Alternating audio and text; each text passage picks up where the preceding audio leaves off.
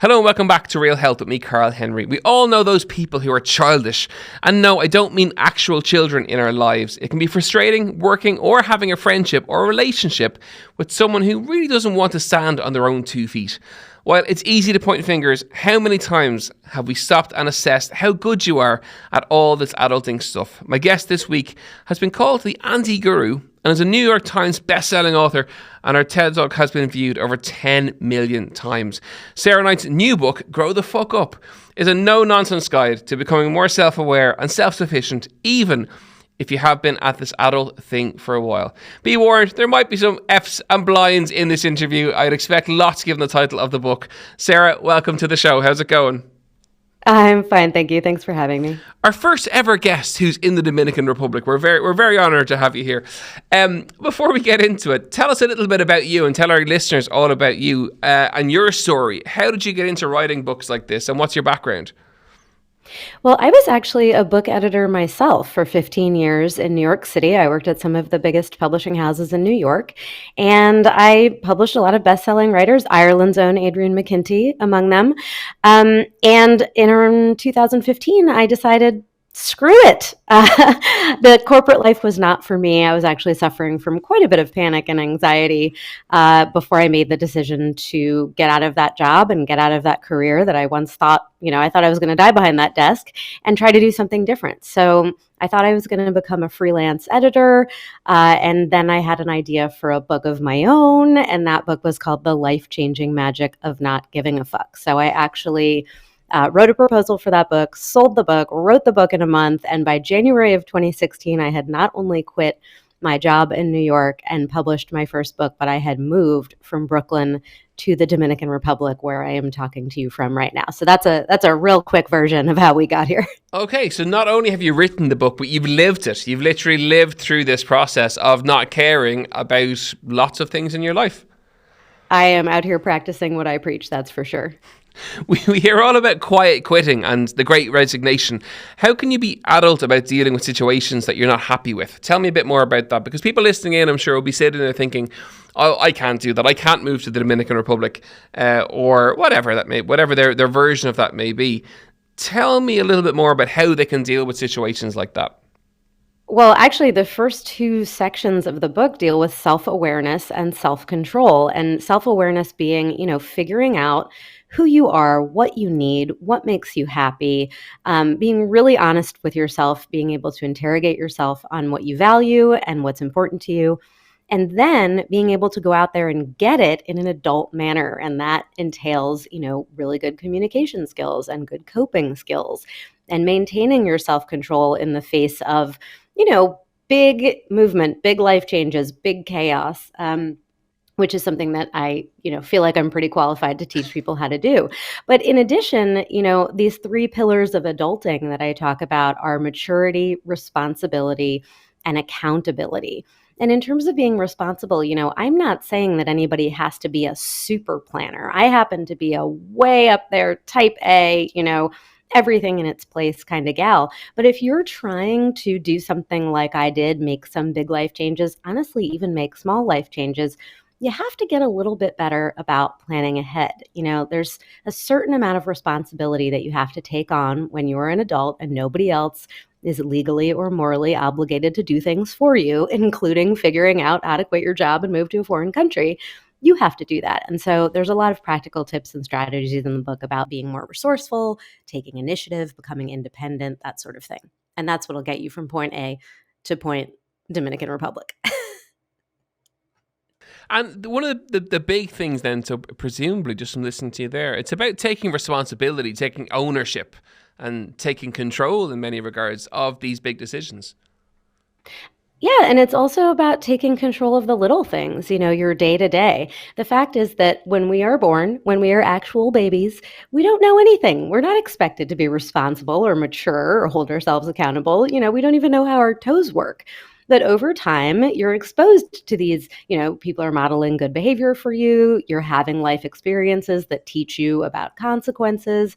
and you should be able to take this stuff and plug it into your little, to your little brain and figure out how to best move forward with your own life. And that's, again, for your day to day, and it's for big sweeping life changes. And it doesn't matter how old you are. You could be 15, 25, or 55.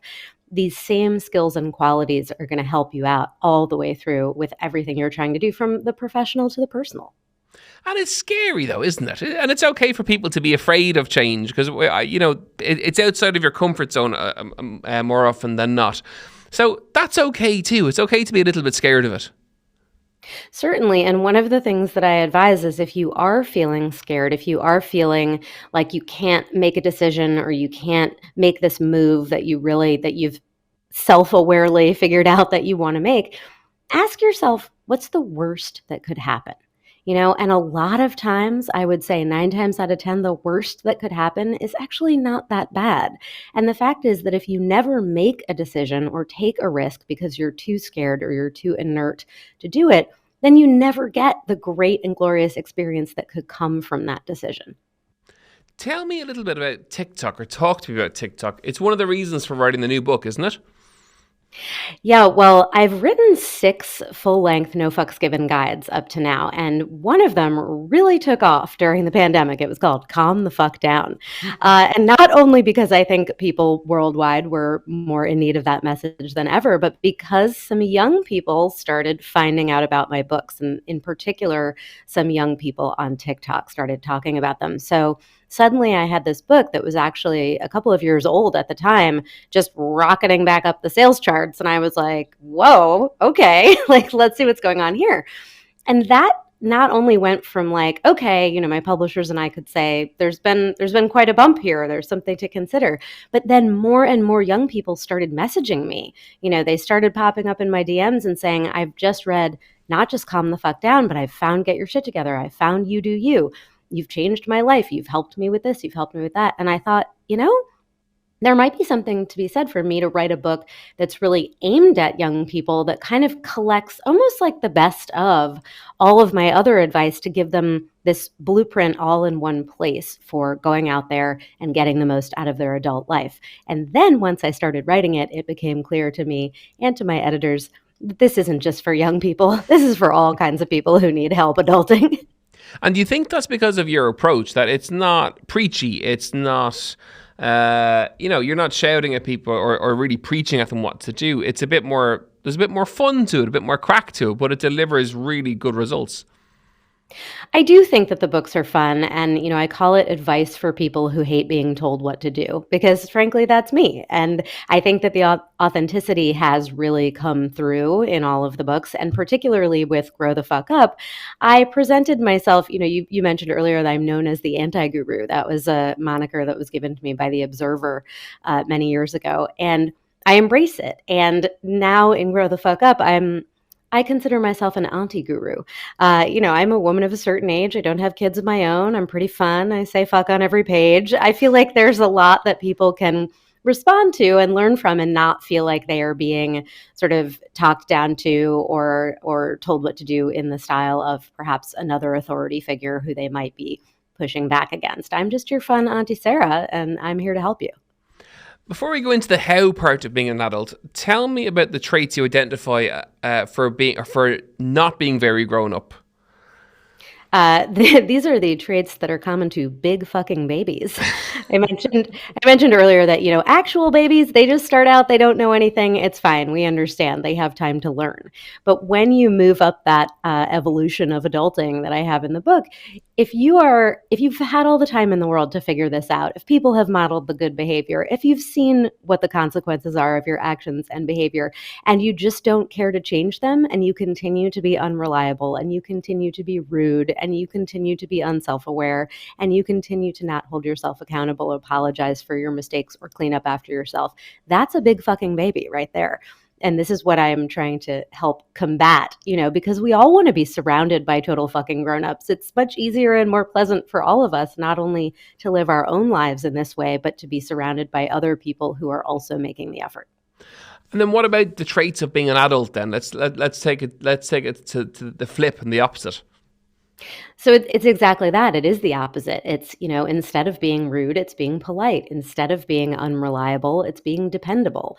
Instead of being, incapable of doing anything for yourself, it's taking initiative and being self sufficient and being more resourceful. And I got here because I did an anonymous survey. I do this for all of my books actually before I start writing. And I got hundreds and hundreds and hundreds of responses from around the world asking questions like, what does adulting mean to you? What are the qualities that you find in people that you admire, who you think of as very adult? And on the flip side, what are the qualities that you think of when you think of somebody who's a big fucking baby? What is it that makes you think that? And so I put together all of this information and really came up with, basically column A, big fucking baby, and column B, total fucking grown up. And the whole point of the book is to try to get us all much more regularly situated in column B. Were you surprised by the results of the surveys?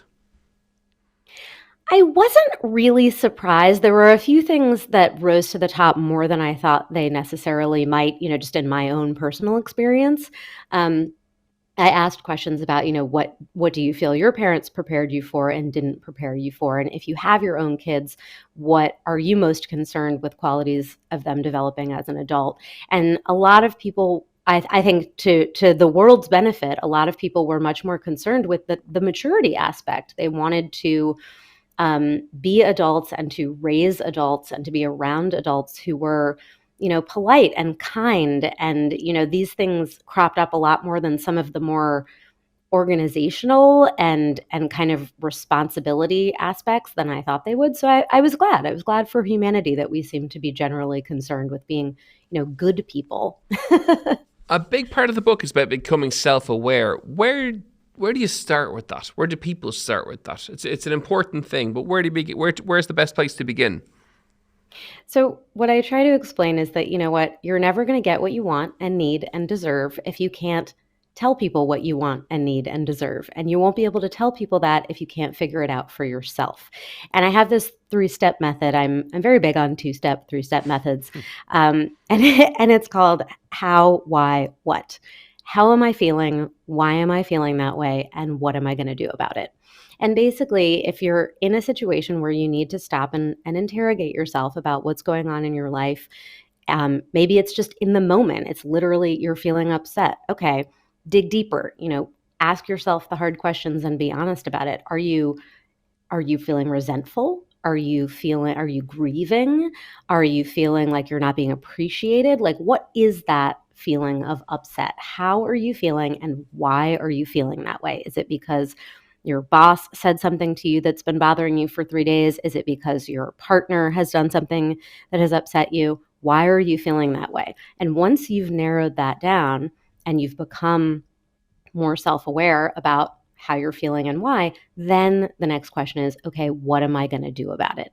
And that's really, you can't get there without answering those first two questions. So it's just a quick little exercise to help people just sit back and say, these are simple questions. They're simple answers. I need to give myself 5 or 10 minutes to work through them. And then I can, go on with my life in a much more informed and self-possessed way. So the key thing really is taking that 5 or 10 minutes and the self-analysis components that you've talked through there, and that's the really important thing. Just take it, do it, and then you reap the rewards. Yeah, and if you think about it, when you were a little kid, if you were upset, your parent or your babysitter would say, what's going on? Why? What happened? What's wrong? And now you're the adult in the room, so you need to be able to ask yourself these questions. Talk to me about the chapter called Eat Your Vegetables, about taking responsibility and minding yourself, very adult-like behavior. Well, it's really important to take responsibility for your health, your mental health and your physical health.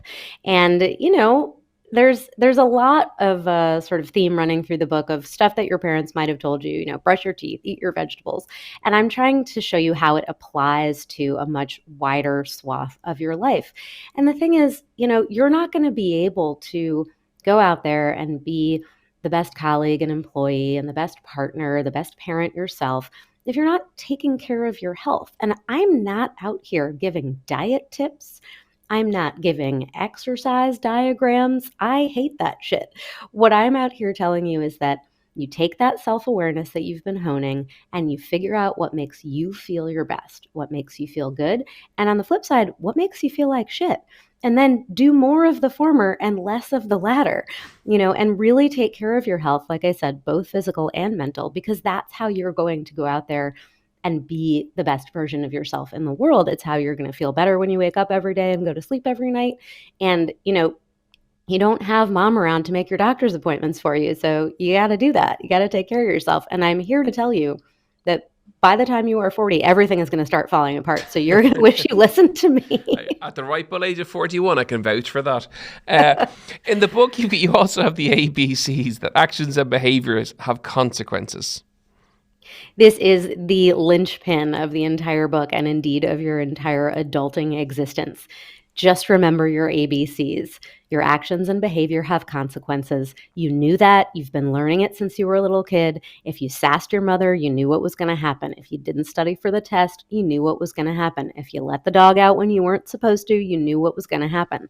But so many adults do not take what they inherently know about consequences and put it into action in their daily life. They just do shit and then they're like, oh God, I've made a huge mistake. If you thought it through, just again, taking that 5 or 10 minutes to think, what are the consequences of what I'm about to do or say? And why do you think that is then? Are bad. Don't do them. Why do you think that people don't?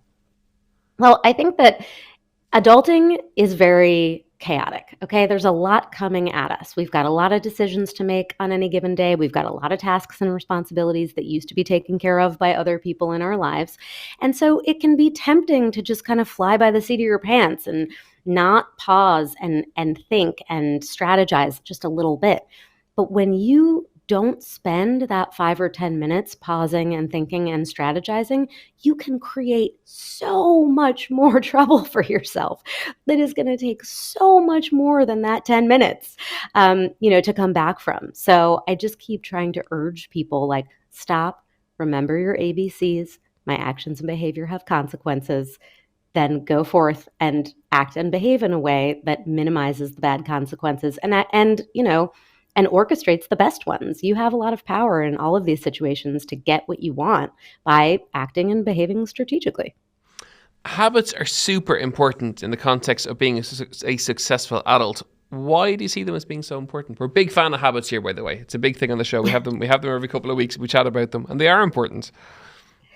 I mean, for me, habits just make things easier. Like I said, when you're responsible for all of these tasks and things in your day to day, whether it's taking out the trash or making those doctor's appointments or getting to work on time, it really helps to be able to just put some of it on autopilot. And that's what habits do for you. They help you optimize your day. They help you, I say that, they help you optimize, solve for X, and make sucky things suck less. Because let's face it, we're never going to want to go to the dentist. We're never going to want to take out the trash. I mean, if somebody's listening who just loves taking out the trash, please email me because I'd like to know. I love jumping up and down on the trash. So in the recycling bin, I get a real kick out of it, actually. So you put it in and then you get in and you jump up and down on like you're squishing grapes and then you fit more in. And I find that sadly satisfying. Whatever. Well, that's fair. That's fair. I have a few of those as well that I won't actually admit to the listening public. I know. But, if you can just say, every time the can is full, I'm taking it out. That's the habit. And don't wait for it to get disgusting. Don't wait for the flies to come around. Don't wait for your entire apartment to smell like rotten eggs. Just when it's full, take it out, set it and forget it. And that's how you make sucky things suck less. And I think that, when we were kids, our parents were trying to instill certain habits. Brush your teeth. You brush your teeth twice a day and keep the cavities away. That's great. That's a benefit. But there are lots of ways that you can implement habits in your life. And it's easy. It's like identify the need, implement the solution, and then repeat step 2 until it's no longer step 2. It's just a thing you do.